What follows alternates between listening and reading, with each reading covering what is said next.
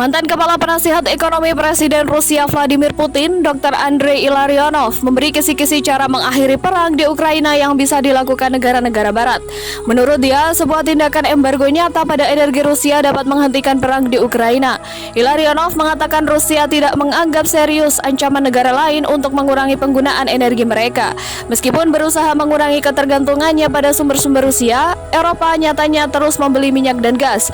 Tahun lalu melonjaknya harga berarti pendapatan minyak dan gas menyumbang 36% dari pengeluaran pemerintah Rusia.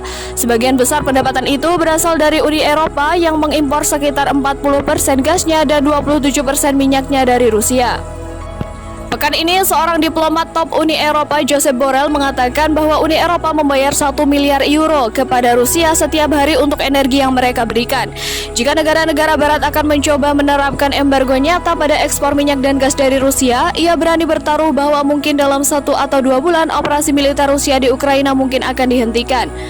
Itu bisa menjadi salah satu instrumen yang sangat efektif yang masih dimiliki negara-negara barat, kata dia, dilansir dari BBC Minggu 10 April 2022. Sementara perdagangan minyak dan gas terus berlanjut selama konflik. Sanksi yang meluas telah membuat banyak kegiatan ekonomi lainnya di Rusia terhenti. Banyak perusahaan asing menarik diri dan ekspor terganggu.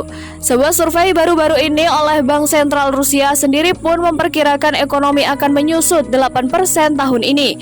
Sementara Institut Keuangan Internasional mengatakan itu bisa turun sebanyak 15%. Dr. Ilarionov menyarankan bahwa Presiden Putin siap untuk menanggung pukulan ekonomi yang menunjukkan di mana letak prioritasnya.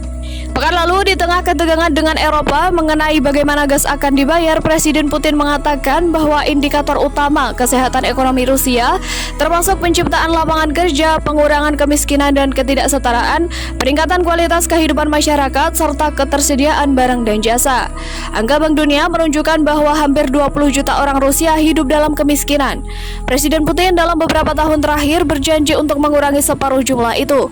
Dr. Ilarionov berkata, semua akan melihat kemungkinan melipat gandakan jumlah orang itu, bahkan mungkin 3 kali lipat seiring dengan kesulitan ekonomi atau yang terjadi setelah invasi.